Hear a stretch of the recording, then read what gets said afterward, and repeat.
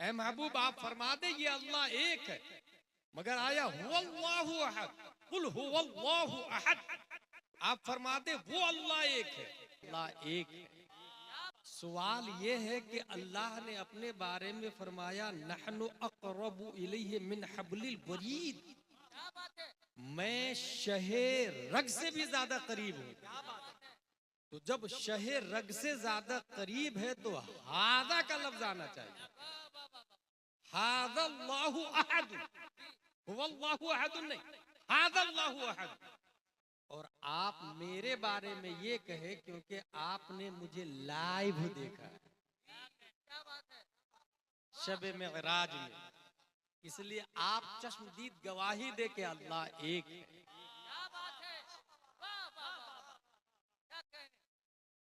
हुआ जो है हुआ ये दूर के लिए आता है।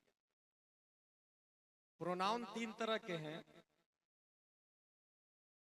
आई we first pronoun, you second pronoun, he they third pronoun, अना नहनो ये फर्स्ट है, अंता अंतुमा अंतुम अंते अंतुमा अंतुन्ना ये सेकंड है, हुआ हुमा हुम हिया हुमा हुन्ना ये थर्ड है।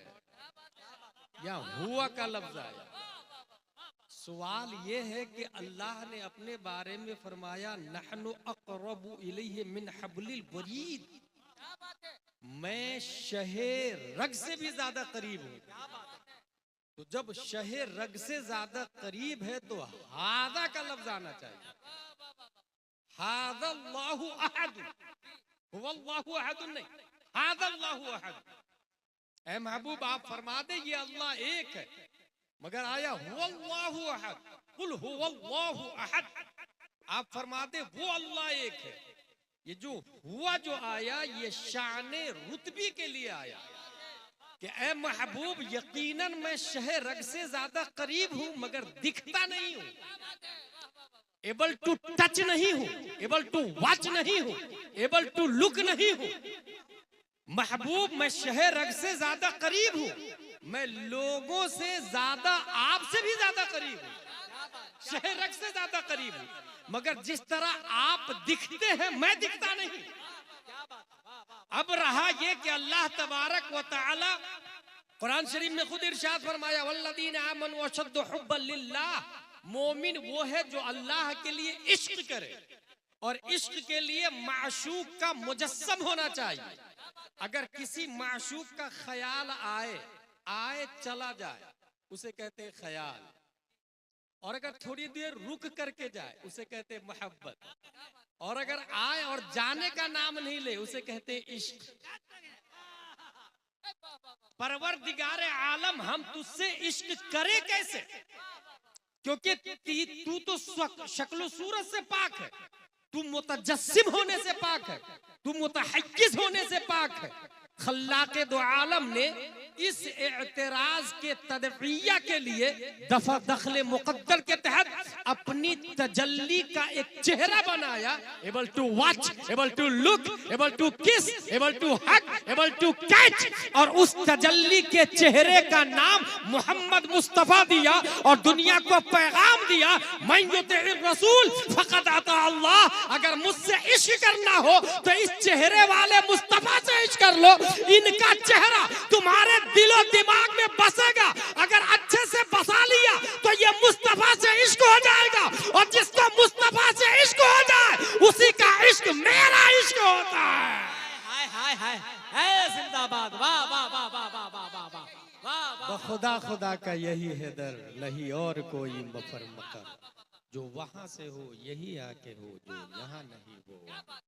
अल्लाह ने अपने लिए हुवल्लाहु अहद और नबी के लिए हादन नबी का लफ्ज आया कुरान शरीफ, इन्ना औलन नासि बि इब्राहीम लल्लज़ीना तबऊ व हादन नबी, यह हादा करीब के लिए और हुआ दूर के लिए, क्योंकि इस करीब ने हुआ से करीब कर दिया, हाजा ने हुआ से करीब किया, हम लोगों को हाजा ने हुआ से करीब कर दिया। इसी को आला हजरत कहते हैं जर्रे महरे कुद्स तक तेरे तवस्सुत से गए, हद्दे औसत ने किया सुगरा को कुबरा नूर का। मंतिक में हद औसत बहुत फेमस फार्मूला है।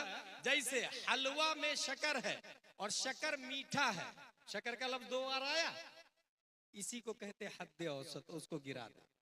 हलवा में शक्कर है और शक्कर मीठा है, नतीजा क्या निकलेगा? हलवा मीठा है। 2 बार शक्कर आया, हद औसत गिर जाएगा। आला हजरत एक बात यहाँ कहते हैं गौसे आजम के बारे में कि मंतिक में हद औसत गिरता है तब नतीजा निकलता है, और दीन में जब तक आप बाकी रहते हैं तब तक नतीजा निकलता रहता है। नतीजा यहाँ हद औसत नतीजा गिर के दे, और यहाँ जब तक कि तू शामिल है या गौस। अल्लाह तबारक व तआला क्रिएटर ऑफ द वर्ल्ड है, पूरी दुनिया का खालिक अल्लाह तबारक व तआला। और अल्लाह तबारक व तआला ने हम लोगों को पैदा किया, और चूंकि हम लोग रब तक पहुंच नहीं सकते, इसलिए हद औसत बनाया प्यारे मुस्तफा सल्लल्लाहु तआला अलैहि वसल्लम। हुजूर सल्लल्लाहु तआला अलैहि वसल्लम क्या है, इस हवाले से अगर आपको समझना हो तो एक लफ्ज है खल्क। ये जो भाई साहब सीधे हाथ से टाइप, जलसे का मकसद होता है इस्लाह अकाइद, इस्लाह आमाल। और आइंदा स्टेज पे तो आप तो बैठाइएगा ही मत किसी गैर आलिम, ये आपको सख्त ताकीद है। और किसी भी जलसे में गैर आलिम स्टेज पर नहीं होना चाहिए, क्योंकि ये मिंबर रसूल है, और यहाँ पर बैठने वाले हुजूर सल्लल्लाहु तआला अलैहि वसल्लम की नुमाइंदगी करते हैं। कौलन भी, फ़िअलन भी, क़ियामन भी, क़ुऊदन भी, रुकूअन भी और जुलूसन भी। अगर वो बैठे भी है तो नयाबत होती है। हुजूर सल्लल्लाहु तआला अलैहि वसल्लम, अल्लाह तबारक व तआला ने पूरी दुनिया के इंसानों को बनाया, क्योंकि क्रिएटर ऑफ द वर्ल्ड है। लेकिन कोई भी कंपनी अगर किसी चीज को बनाती है तो पहले एक रोल मॉडल बनाती है, एक एग्जाम्पल बनाती है। कुदरत की कंपनी के बेशुमार प्रोडक्ट है, जिस तरीके से आईफोन का 1 है, 2 है, 3 है, गाड़ियों में 1G, 2G, 4G, 5G आ गया। ऐसे हर चीज के जब कुछ सिफतें बढ़ा दी जाती है, नाम नया दे दिया जाता है। कुदरत की कंपनी के बेशुमार प्रोडक्ट है, और कुरान से में ये भी आया वयख्लुकु मा ला तालमून, और भी प्रोडक्ट अल्लाह के हैं जिसको हम नहीं जानते। और अल्लाह ताला पैदा फरमाता है बहुत सारे मखलूक है जो हमारी नजरों से पोशीदा है। लेकिन अल्लाह तबारक व तआला ने इंसानों की तख्लीक से कबल एक एग्जाम्पल बनाया, एक रोल मॉडल बनाया। और उस रोल मॉडल के अंदर चूंकि हमें हाथ देना था, अल्लाह ने इंसान को हाथ वाला बनाया, इसलिए उस रोल मॉडल का हाथ बनाया। तो पूछ करके बनाया कि कैसा हाथ बनाओ, और ऐसा हाथ बनाया कि हाथ जिस सिमत उठा गनी कर दिया, मौजे बहरे समाहत पे लाखों सलाम। हम लोगों को अल्लाह ताला ने आंख दी, इसलिए अल्लाह ने उस रोल मॉडल में आंख दी। और कैसी आंख दी? मा ज़ाग़ल बसरु व मा तग़ा, जिस तरफ उठ गई दम में दम आ गया, उस निगाहे इनायत पे लाखों सलाम। अल्लाह ने हम लोगों को होंठ दी है, होंठ, इसलिए इस होंठ को बनाने से पहले रोल मॉडल में होंठ बनाया, और ऐसी होंठ बनाया कि पतली पतली गुले कुद्स की पत्तियां, उन लबों की नजाकत पे लाखों सलाम। बल्कि हजरत आयशा ने एक बारीक इशारा किया, कान खुल्कुहुल कुरान, नबी का अखलाक सरापा कुरान मुक़द्दस है। हुजूर सल्लल्लाहु तआला अलैहि वसल्लम का अखलाक, खुल्क पहले स्ट्रक्चर को बोला जाता था, जिस स्ट्रक्चर पर नबी सल्लल्लाहु तआला अलैहि वसल्लम हैं ये खुल्क है। लेकिन बाद में खुल्क का इतलाक आदत पर होने लगा, सिफत पर होने लगा। जैसे एक मिसाल दे दूं, नात सिफत को कहते हैं, लेकिन इस वक्त नात इस्तिलाह है हुजूर सल्लल्लाहु तआला अलैहि वसल्लम की खूबी बयान करने की।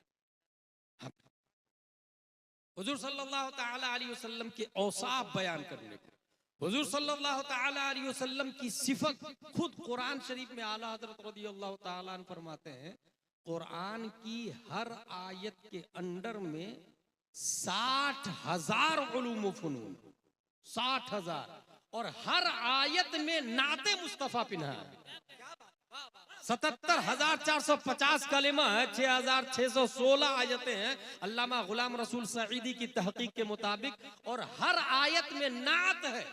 इसका मतलब आज जो असद भाई है या कोई भी शायर हो, वो जो नात शरीफ पढ़ते हैं, ये नाते नबी सबसे पहले अल्लाह ने बयान की है,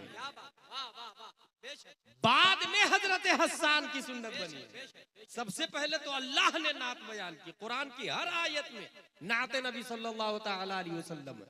हुजूर सल्लल्लाहु तआला अलैहि वसल्लम आपके अखलाक के बारे में कुरान शरीफ के अंदर आया, इन्नका लअला खुलुकिन अज़ीम। मैं 10 से 15 मिनट की गुफ्तगू की हेडिंग देता हूं, अखलाक़े मुस्तफ़ा। हुजूर सल्लल्लाहु तआला अलैहि वसल्लम का अखलाक कैसा था, इस हवाले से अशरफिया के साबिक प्रिंसिपल मोहम्मद अहमद मिसबाही साहब की किताब इस्लामी निज़ाम अखलाक और खुलफाए राशिदीन को पढ़ना बहुत जरूरी है। उसके अंदर ये लिखा हुआ है कि अखलाक की कई किस्में इहयाउल उलूम से अखज़ किया उन्होंने। उसमें से अखलाक की सबसे पहली किस्म है ईमान, और बद अखलाकी की पहली किस्म है इल्हाद। लिहाजा जितने एथिस्ट है ये सब बद अखलाक, जितने मुल्हिद है, लादीनियत और दहरिया है, ये सब के सब बद अखलाक। इसी ईमान की पहली किस्म अखलाक है। इसी से ये समझ में आया कि कोई वहाबी देवबंदी अखलाकमंद हो ही नहीं सकता है, क्योंकि ईमान ही नहीं। और अखलाक उस वक्त काम आएगा, अखलाक एक इबादत से है, एक सिफत है, और इसके लिए मौसूफ का होना जरूरी है, और मौसूफ ईमान है, और सिफत मौसूफ के बगैर मारिज़े वजूद में नहीं आ सकती। या यूं कह ले कि सिफत फायदा नहीं देगी जब तक मौसूफ ना हो। ईमान ना हो तो जैसे नमाज काम नहीं आती है, इसे अखलाक भी नहीं काम आएगा। जाहिरन लोग कहे भी कि वो अखलाकमंद है, हकीकत के एतबार से अगर ईमान नहीं तो अखलाक किसी काम का नहीं। इसलिए अखलाक की पहली किस्म है ईमान। हुजूर सल्लल्लाहु तआला अलैहि वसल्लम की लाई हुई बातों को मानना, वो भी बगैर देखे मानना। अल्लदीना युमिनूना बिल गैब, बगैर देखे मानना। हुजूर सल्लल्लाहु तआला अलैहि वसल्लम के अखलाक में से एक हाई किस्म है, हुजूर सल्लल्लाहु अलैहि वसल्लम कभी झूठ नहीं बोलते थे। लिहाजा हमें हुजूर सल्लल्लाहु अलैहि वसल्लम के अखलाक को अपनाना है और हमें झूठ नहीं बोलना है। खा वो घर से निकलते समय बच्चा ने पूछा, अब्बू कहाँ जा रहे हैं? अभी आ रहा। गलत। अगर आप अभी नहीं आ रहे तो उसको सच बताए कि मैं काम करने के लिए जा रहा हूं, क्योंकि बच्चे के दिमाग में आपने ये बैठाया अभी आ रहा हूं, वो इंतजार किया आधा घंटा, 1 घंटा, 2 घंटा, आप आए 12 घंटे के बाद, बच्चा समझ जाएगा झूठ बोलना ये बाप की सुन्नत है। मेरा बाप झूठ बोलता है क्योंकि उसने बोला अभी आ रहा हूं। बड़ा होके वो भी बोलेगा अभी आ रहा हूं, और फिर वो भी टाइम से नहीं आएगा। अखलाके नबी सल्लल्लाहु तआला अलैहि वसल्लम ये है कि आप एक जगह थे, एक सहाबी ने कहा मैं आ रहा हूं, 3 दिन तक वहीं खड़े होकर इंतजार करने लगे। पीर करम शाह अज़हरी ने ज़ियाउन नबी के अंदर लिखा, आप सोच सकते हैं 3 दिन तक वहीं खड़े होकर इंतजार करना। यह है अखलाके मुस्तफ़ा सल्लल्लाहु तआला अलैहि वसल्लम। एक सहाबा बहुत हुजूर सल्लल्लाहु तआला अलैहि वसल्लम की मुखालफत और बुराई करता था, सुनता था। उसने देखा जलाल में आकर के, या मोहम्मद मश्तमलतिन निसा अला दिल हदा अकदम मिनका माज़ल्लाहि रब्बिल आलमीन। ऐ मोहम्मद, रोए जमीन पर तुझसे बड़ा झूठा कोई है ही नहीं, माज़ल्लाहि रब्बिल आलमीन। एक काफिर ने आके कहा, हजरत उमर वहीं थे, फरमाते हैं दानी अक्तुल हो, मुझे इजाजत दे मैं इसकी गर्दन उतार देता हूं। हुजूर सल्लल्लाहु अलैहि वसल्लम ने फरमाया ना, क्योंकि निगाहे नबूवत देख रही थी, अगर ये नहीं मानेगा तो इसका बच्चा कलमा पढ़ेगा। निगाहे नबूवत ये देख रही थी कि ये अनकरीब कलमा पढ़ने वाला है, इसलिए हुजूर सल्लल्लाहु तआला अलैहि वसल्लम ने हजरत उमर को मना कर दिया। अच्छा, हजरत उमर का कहना दानी अख्तुल हो, ये भी अखलाक है, बट ये अखलाके उमर है, और निगाहे नबूवत से देख करके मना कर देना ये अखलाके मुस्तफा है। और एक और अखलाके उमर की एक और मिसाल दूं, ये वो आपने भी सुना होगा अपनी मस्जिद के इमाम साहब से। मस्जिद के इमाम साहब से वो लोग सुनते हैं जो जुम्मा में तकरीर से पहले मस्जिद में पहुंचते हैं। अगर तकरीर होने के बाद मस्जिद में पहुंचा तो जिंदगी भर वैसे के वैसे ही रह जाएगा। खुतबा अरबी खुतबा के अरबी खुतबा जानते वो तकरीर ही है। हुजूर सल्लल्लाहु अलैहि वसल्लम तकरीर करते थे, वो हुजूर सल्लल्लाहु अलैहि वसल्लम की सुन्नत है। अपने लोग अरबी नहीं समझते हैं, ये अपनी कम नसीबी है, वरना दरअसल वो हुजूर सल्लल्लाहु अलैहि वसल्लम तकरीर करते थे और वही तकरीर कंटिन्यू चली आ रही है। इस वजह से मिस्र में जब हम लोग पढ़ने के लिए गए तो वहाँ पर उर्दू में तकरीर थोड़ी होती है, वही 2 खुतबे होते हैं अरबी वाले जो हुजूर सल्लल्लाहु अलैहि वसल्लम के ज़माने से राइज है। जो लोग मस्जिद में तकरीर से पहले पहुंचते हैं तो हर जुमा में 2-3 मसले बयान हो ही जाते हैं। तो महीने में 4 जुमे हुए, 3 ही मसला सीखा आपने महीने में, 3 को 4 से इंटू करे तो 12 मसले हो जाते हैं। 12 मसलों के आप आलिम बन जाए और सीखने की नीयत से आप मस्जिद में जाएंगे ना तो कभी किसी आलिम दीन की तौहीन नहीं करेंगे। और जो आलिम दीन की तौहीन करता है ये गुमराही का पहला स्टेप है, तब फिर दूसरे स्टेप, तीसरे स्टेप, चौथे स्टेप, फिर अमीर मुआविया तक जाता है, फिर नबी तक पहुंचता है। इसलिए शुरू ही में आलिम दीन से मुत्तसिफ। अभी हाल ही में बेंगलोर में जिन लोगों ने मुफ्ती अख्तर हुसैन के खिलाफ केस किया या एहतजाज किया, ये कौन लोग? ये उलमा से दूर लोग, उनको दरबा ज़ैदुन भी नहीं पता, अल्हम्दुलिल्लाह रब्बिल आलमीन का माना भी नहीं पता, उन्हें ढंग से मखरज भी नहीं काफ का आता होगा। इसलिए आपने वीडियो में देखा होगा जो लोग बोल रहे हैं न दाढ़ी शरीफ है, न टोपी शरीफ है, न लिबास उलमा शरीफ है, लिबास फुसाक है, और वो लोग यही क़यामत की निशानी है। ये कौन लोग होते हैं? जो तकरीर के बाद जुमा में पहुंचते हैं, जो अपने आप को सुपीरियर समझते हैं। जो आदमी मस्जिद में तकरीर से पहले पहुंचता है वो यकीनन इस बात को अच्छे से जानता होगा। हजरत उमर फारूक आजम के पास एक केस पहुंचा। वो केस ये था कि यहूदी का खेत पहले था, मुस्लिम का खेत बाद में था। हजरत मोहम्मद रसूलुल्लाह सल्लल्लाहु ताला अलैहि वसल्लम ने फैसला कर दिया पहले पानी आब पाशी यहूदी के खेत की जाएगी, बाद में मुस्लिम के खेत की होगी। वो मुस्लिम को इत्मीनान नहीं हुआ, वो कहा कि उमर फारूक आजम के पास चलते हैं। उमर फारूक आजम के पास गए, ये फैसला कर दीजिए मेरा खेत है और इसका खेत है। ये कह रहा है कि पहले मेरी आबपाशी होगी और मैं कह रहा हूँ मेरी। नबी ने फैसला कर दिया और नबी ने इसके हक में फैसला किया। किसके हक में? यहूदी के हक में। हजरत उमर फारूक आजम सुने, बोले just a moment please, I am just coming back, इंतजार करो। अंदर गए, तलवार निकाले और लाए और मुस्लिम की गर्दन मार दी। और फिर कहा जो नबी का फैसला नहीं मानता उमर की तलवार उसका फैसला करती है। तो हजरत उमर का मारना यह अखलाक़े उमर है, यह अखलाक़े उमर है, इसलिए कोई गलत नहीं बोल सकता है। और हजरत उमर फारूक आजम रदियल्लाहु ताला अन्हु हर मजहब बल्कि हर दीन का मुहद्दिस होता है, हर नबी का मुहद्दिस होता है। इस्लाम का मुहद्दिस उमर फारूक आजम रदियल्लाहु ताला अन्हु। बल्कि नबी ने ये फरमाया मेरे बाद कोई नबी होता तो उमर नबी होता। इसी से अंदाजा लगा, मगर नबूवत का दरवाजा बंद है, इसलिए उमर फारूक आजम नबी के दोस्त हैं। और इसीलिए ये लोग अखलाक में भी, वो एक होता है ना कि दोस्त, कुरान शरीफ की एक आयत है, या वैलता लैतनी लम अत्तखिद फुलानन खलीला, ए काश में फुला को दोस्त नहीं बनाया होता। ये जो दोस्त वाली बात है ना, कभी भी आप अगर ओरिजिनल दोस्त है तो अपने दोस्त को अच्छाई की दावत देंगे, अच्छी आदत की तरफ माइल करेंगे, गुनाहों से रोकेंगे, और हर मामले में, हर वो अच्छा मामला। अल्लाह ने नबी के 2 दोस्त बनाए, एक दोस्त है हजरत अबू बकर सिद्दीक और दूसरे दोस्त है हजरत उमर फारूक आजम। और इतने अच्छे दोस्त है कि हजरत उमर फारूक आजम की उम्र भी 63 साल है, हजरत अबू बकर की उम्र भी 63 साल है, और हुजूर सल्लल्लाहु अलैहि वसल्लम की उम्र शरीफ भी 63 साल है। ये 63 साल उम्र होना, ये दोस्ती मिन जाने बिल्लाह है, मिन जाने बिल्लाह। मिन जाने बिल इंसान नहीं है। आप अपनी मर्जी से कुर्ता सिला सकते हैं सेम, टोपी पहन सकते हैं सेम, जूता खरीद सकते हैं सेम, लेकिन उम्र सेम हो, ये मिन जाने बिल्लाह है। और अल्लाह को ये दोस्ती इतनी पसंद आई कि दफन भी दोनों नबी के आजू बाजू में, दफन भी दोनों नबी के आजू बाजू। अखलाक भी नबी के तरीके के मुताबिक, नबी ने जो फैसला किया वही करना, नबी ने जो खाया वही खाना, नबी ने जिस तरीके से खाया उस तरीके से खाना। ये अखलाक मुस्तफा को इन लोगों ने अपनाया।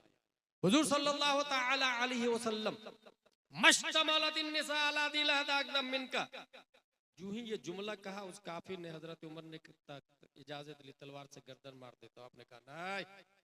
फिर उसके पास एक गोह था, गोह एक जानवर का नाम है। ये जानवर गिरगिट से बड़ा होता है और मगरमच्छ से छोटा होता है, शक्ल वैसी होती है। साल में एक कतरा पेशाब करता है। इमाम आजम के यहाँ खाना जायज नहीं है, इमाम शाफई के यहाँ खाना जायज है।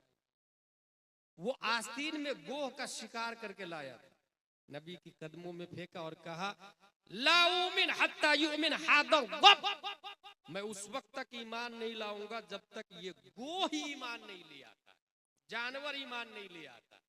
हुजूर सल्लल्लाहु ताला अलैहि वसल्लम सीधा सवाल करते हैं उस गोह से, गोह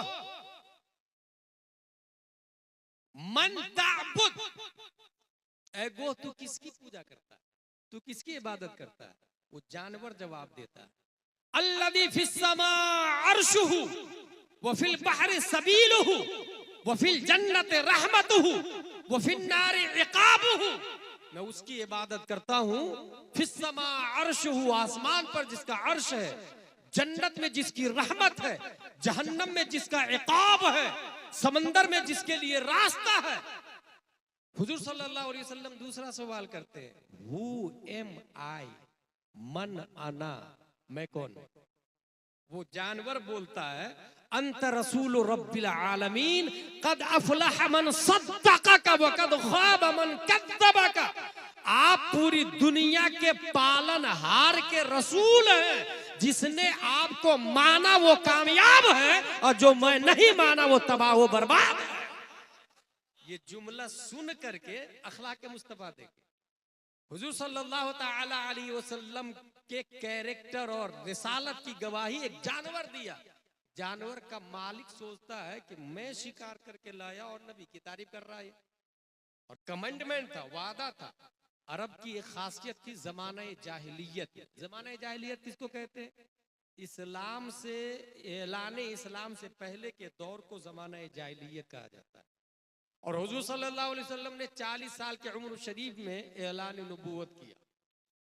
40 साल की उम्र शरीफ में ऐलान नबूवत से पहले ये जमाना जाहिलियत है। जमाना जाहिलियत में भी ये बात थी कि जो कमिटमेंट कर लेते थे, जो वादा कर लेते थे, उसको निभाते थे, वादा खिलाफी नहीं करते थे। और ये आदत अरब में इस्लाम के बाद भी बाकी रही। और हुजूर सल्लल्लाहु ताला अलैहि वसल्लम का ये हाल है कि इस्लाम के ऐलान से पहले भी और इस्लाम के ऐलान के बाद भी आपसे ज्यादा रुए जमीन पर ईफाए अहद करने वाला कोई पैदा ही नहीं हुआ, वादा पूरा करने वाला। हुजूर सल्लल्लाहु ताला अलैहि वसल्लम पर वो गोह ईमान लाता है। गोह को ईमान लाने के बाद वो गोह का मालिक भी कलमा पढ़ लेता है। अब वो देखे, हम लोगों को कोई गाली दे दे तो क्या कर लेते हैं? जलाल में आ जाते हैं। नहीं, नबी सल्लल्लाहु अलैहि वसल्लम जलाल में नहीं है। अगर जलाल में आए तो ये तो इंतकाम हो गया। हालांकि नबी का हक है, क्योंकि खालिक के कुल ने आपको मालिक के कुल बना दिया है, तसर्रुफात है, इक़्तिदार है, सब कुछ है हुजूर सल्लल्लाहु अलैहि वसल्लम। मगर ना अखलाक, हुजूर सल्लल्लाहु ताला अलैहि वसल्लम का अखलाक देखें।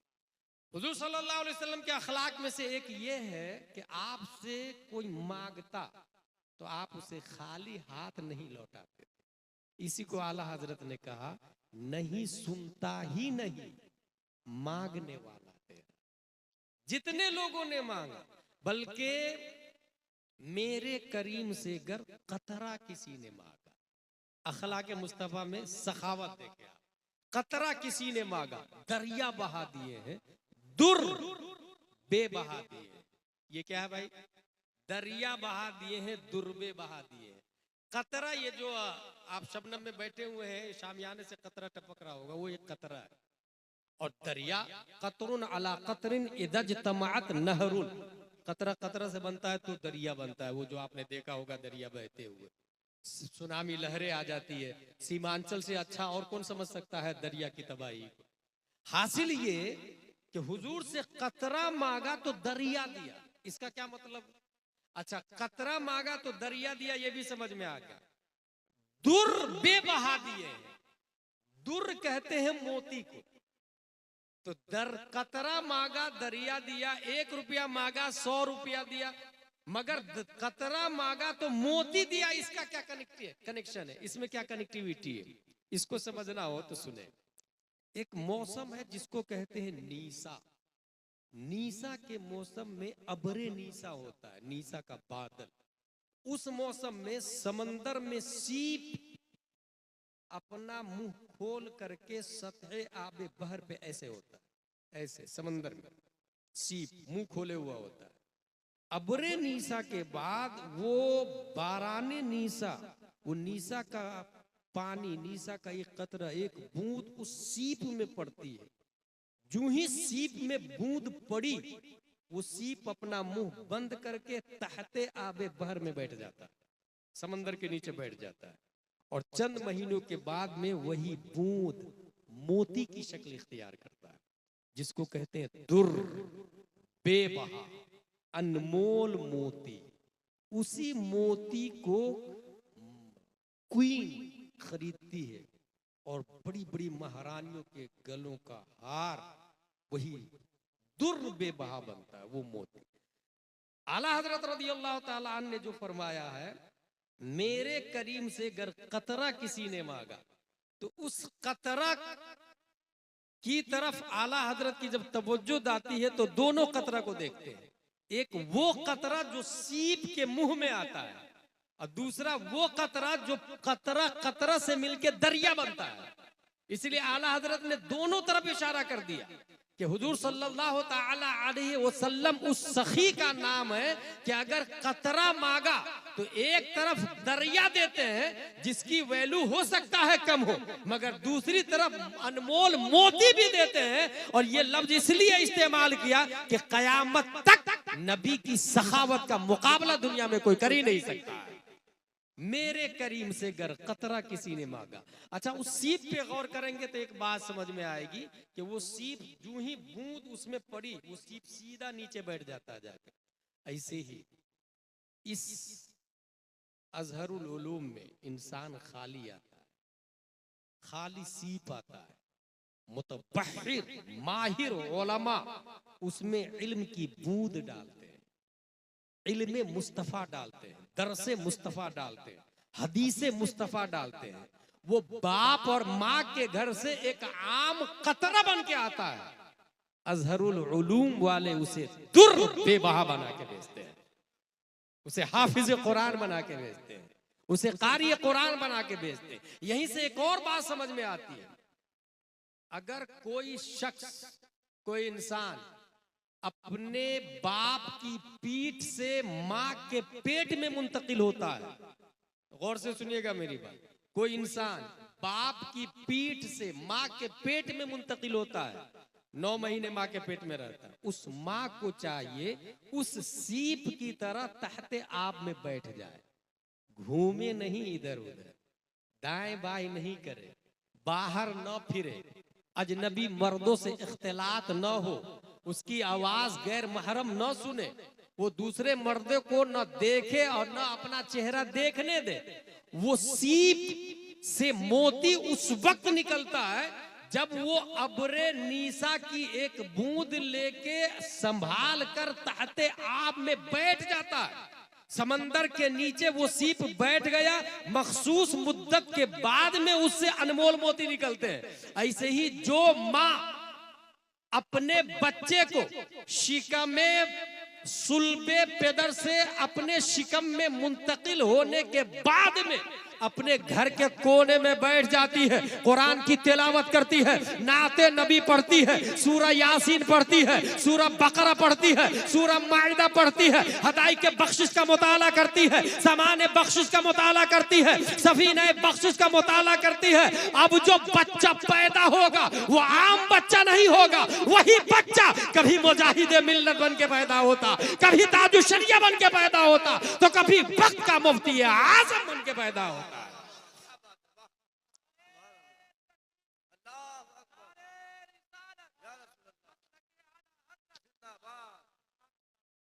दुर बेबहा दिए, वो सीप तहते आप में बैठ जाता। अच्छा, वो सीप दौड़े भागे गया काम से, उस बूंद के जर्रात मुंतशिर हो जाएंगे, अनमोल मोती ही नहीं बनेगा। डॉक्टर इकबाल ने यहाँ एक बात कही है, अगर पंदे जदुर्वेशे पजीरी हजार उम्मत बमीरत तू नमीरी। ए खातून इस्लाम, अगर किसी नेक आदमी की नसीहत कबूल करना चाहती है तो सुन, हजारों लोग मरते हैं मगर आप नहीं मरेंगे।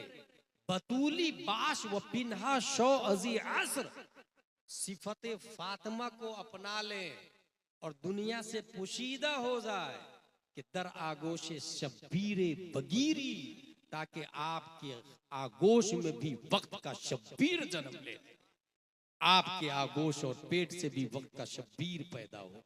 हासिल कलाम ये हुजूर सल्लल्लाहु ताला अलैहि वसल्लम का अखलाक जो कि क़यामत तक के लिए आप आइडियल और एग्जाम्पल है। इसलिए अच्छा, अखलाक दो तरह के होते हैं, एक वो अखलाक जिसको सबने देखा और एक वो अखलाक जो रात में होता है, उसको सब नहीं देखते हैं। नबी दिन में क्या करते थे, नबी का अखलाक दिन में कैसा था, हजरत अबू बकर से पूछे वो बयान करेंगे, हजरत उमर बयान करेंगे। 1,24,000 सहाबा की क्वांटिटी है, वो हुजूर सल्लल्लाहु अलैहि वसल्लम के अखलाक को बयान करते हैं कि नबी क्या करते थे। लेकिन नबी रात में क्या करते थे? अगर एक बीवी हो तो सेटिंग हो जाएगी, दो बीवी हो हमारी और आपकी तो सेटिंग हो जाएगी, तीन हो तब भी सेटिंग हो जाएगी, तीन से ज्यादा हो तब सबको इत्तेफाक नहीं कर सकते आपके मेरे ऐब को छुपा लेना, सबको कन्विंस नहीं कर सकते। अल्लाह ने नबी को कयामत तक के लिए रोल मॉडल और आइडियल बनाया, इसलिए आपकी जलवत को लाखों सहाबा बयान करने के लिए थे, रात की तारीकी को बयान करने के लिए, रात के कैरेक्टर को बयान करने के लिए अल्लाह ने एक से ज्यादा अज़वाज की इजाजत दी, एक से ज्यादा अज़वाज की इजाजत दी है। और ये सहाबियात, ये अज़वाजे मुतहरात हमें बताती है कि प्यारे मुस्तफा सोते कैसे थे, उठते कैसे थे, लेटते कैसे थे, उठने के बाद सबसे पहले क्या करते थे। ये तमाम तर जाहिरी बातनी अखलाक, खलवतो जलवत के अखलाक दुनिया में किसी न्यूटन का आया नहीं, आइंस्टाइन का आया नहीं, केपलर का आया नहीं, जरकाली का जाहिर नहीं, अरस्तु का जाहिर नहीं, किसी भी अब्राहम लिंकन का, दुनिया का कोई भी लीडर आया हो उसका दोनों पहलू पब्लिक के सामने नहीं है, मगर ये प्यारे मुस्तफा है। दिन में चलते कैसे थे, बुखारी में आया, ज़हबा रसूलुल्लाह, मुस्कुराते कैसे थे, बुखारी में आया, तबस्सम रसूलुल्लाह, पकड़ते कैसे थे, बुखारी में आया, बतश रसूलुल्लाह, हुजूर सल्लल्लाहु ताला अलैहि वसल्लम खाते कैसे थे, बुखारी में आया, अकल रसूलुल्लाह, मगर रात में मुस्तफा सोते कैसे थे, बुखारी में आया, फनाना रसूलुल्लाह सल्लल्लाहु अलैहि वसल्लम। इसलिए कयामत तक नबी से अच्छा कोई लीडर आ ही नहीं सकता। नारे तकबीर, नारे रिसालत, उलमाए अहले सुन्नत। इसी को आला हजरत ने फरमाया, लम याते नजीरो कफी नजरिन मिथले तू नशुद पैदा जाना, जगराज के ताज तुरे सरसो है तुझको शहे दूसरा जा। हुजूर सल्लल्लाहु ताला अलैहि वसल्लम आपका हमारे और उनमें एक बुनियादी फर्क ये भी है, तकाबुल तो है ही नहीं, जैसा कि कुछ दिन पहले ही मैंने बताया था। एक बुनियादी फर्क ये भी है कि हुजूर सल्लल्लाहु अलैहि वसल्लम का आना, आप फरमाते हयाती खैरुल लकुम व ममाती खैरुल लकुम, मेरा आना भी खैर है, मेरा जाना भी खैर है। अपने लोग आते हैं तो खुशियां होती है घर में, सब लोग खुशी मनाते, फला क्या लड़का पैदा हुआ, लड़का पैदा हुआ, लेकिन मर गया तो खुशी मनती है? कहीं कोई खुशी मनाता है? सब रोते रहते हैं। हुजूर सल्लल्लाहु अलैहि वसल्लम फरमाते हैं मेरा आना भी खैर है, मेरा जाना भी खैर है। दूसरा फर्क यह है कि हम मरते हैं तो हमारी बीवी का निकाह खत्म हो जाता है, इद्दत के बाद 4 महीने 10 दिन के बाद वो किसी से भी निकाह कर सकती है, ठीक है। नबी के इंतकाल के बावजूद अज़वाजे मुतहरात का निकाह खत्म नहीं होता। गौर कीजिएगा, उसकी वजह क्या है? उसकी वजह यह है कि हम मरते हैं, नबी जिंदा है, और निकाह मरने से टूटता है, इंतकाले मकानी से निकाह नहीं टूटता है। हकीकत यह है कि हमारे नबी मरे ही नहीं, जिंदा है, जिंदा। ये वहाबी देवबंदी का अकीदा है। अगर उसको थोड़ी सी अक्ल होती तो समझ जाते वो कि हमारी बीवी का निकाह टूट जाता है इसलिए दूसरी शादी कर सकती है। अज़वाज मुतहरात निकाह बाकी है, निकाह बाकी है, इस वजह से उनका निकाह ही नहीं टूटता है।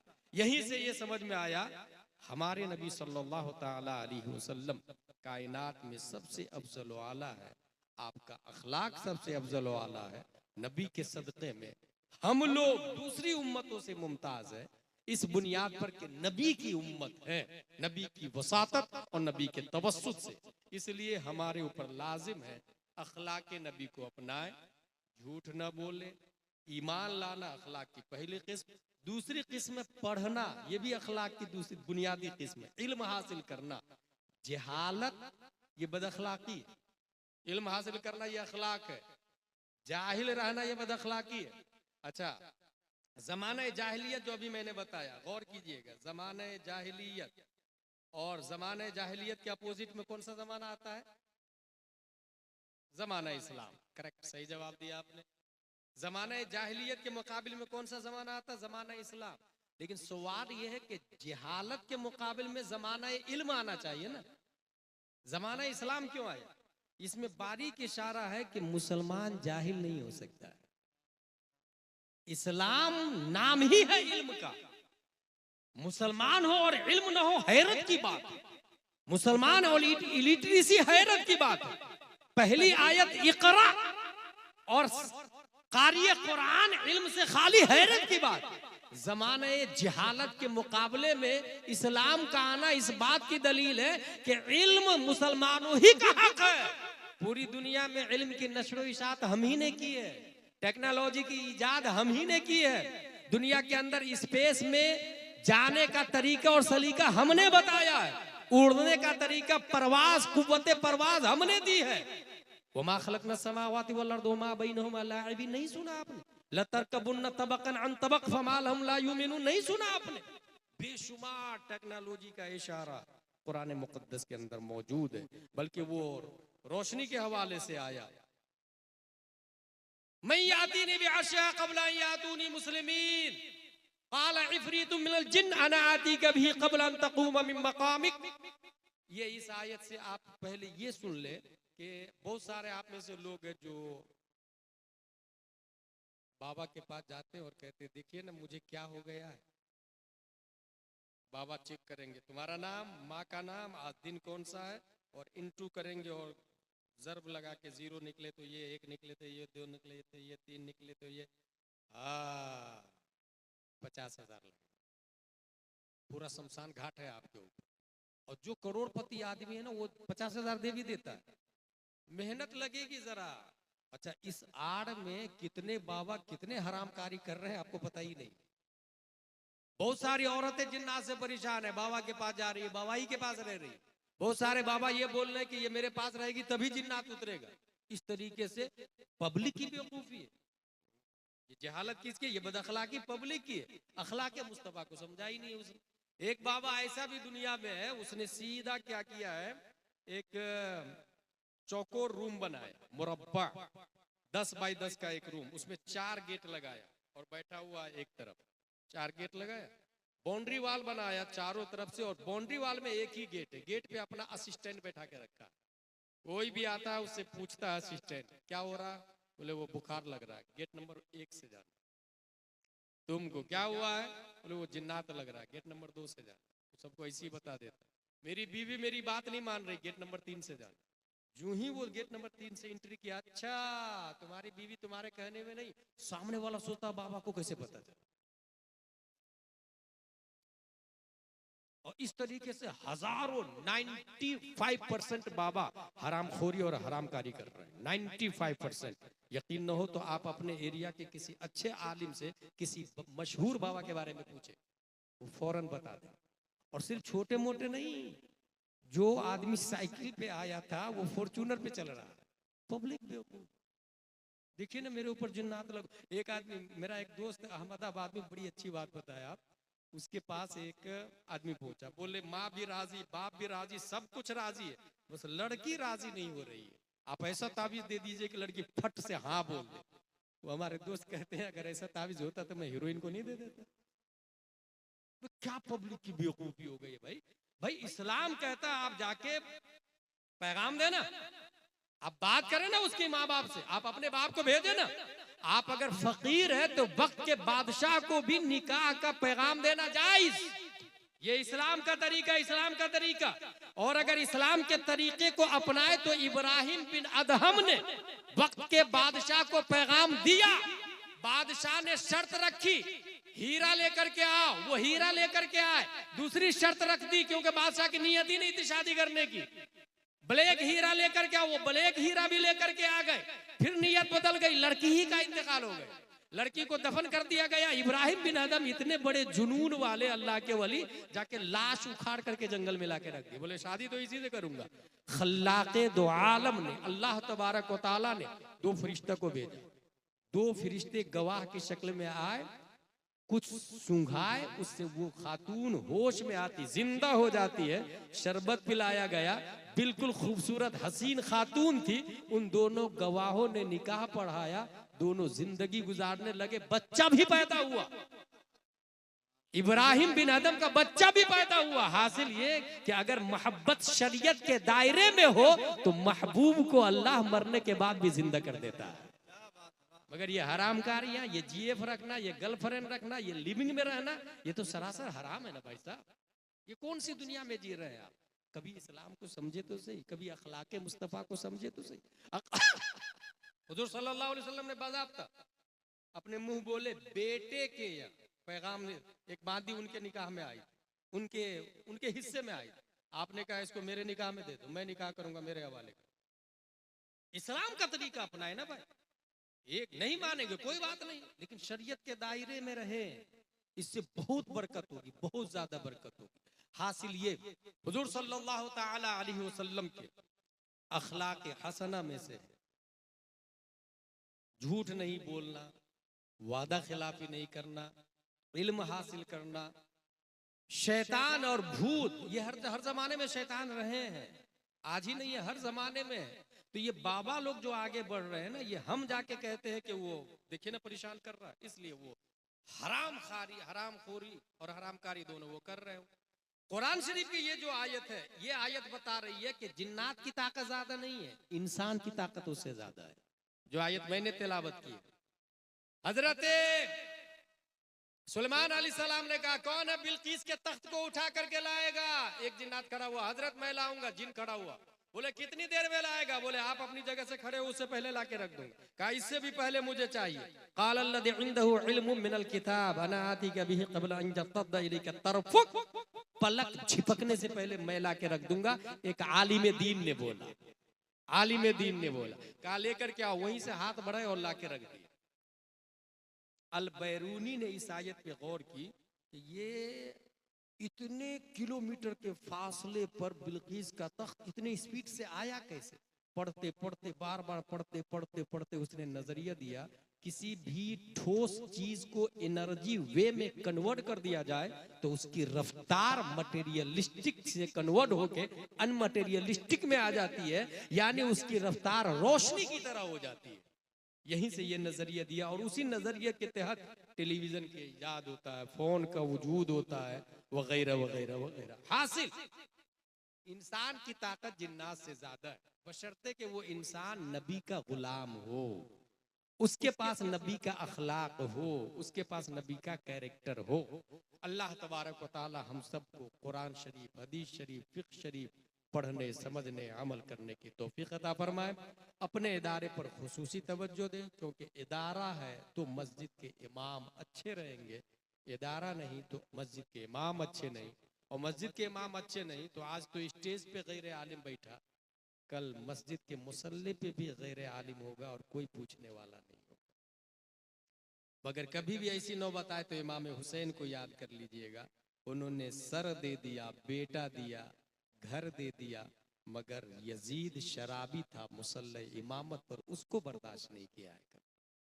इसलिए कभी भी अखलाके मुस्तफा को समझना हो तो दीनी हमीयत, जुर्रत, हिम्मत रखे और इसका इह्या और इसकी तजदीद होगी मदारिस के जरिए, अजहरुल उलूम के जरिए। अच्छे उलमा रहेंगे, मसाजिद में अच्छे इमाम रहेंगे, परवरदिगार आलम हम सबको मसलक आला हजरत पर इस्तिकामत अता फरमाए। वमा अलैना इल्लल बलाग। अस्सलामु अलैकुम।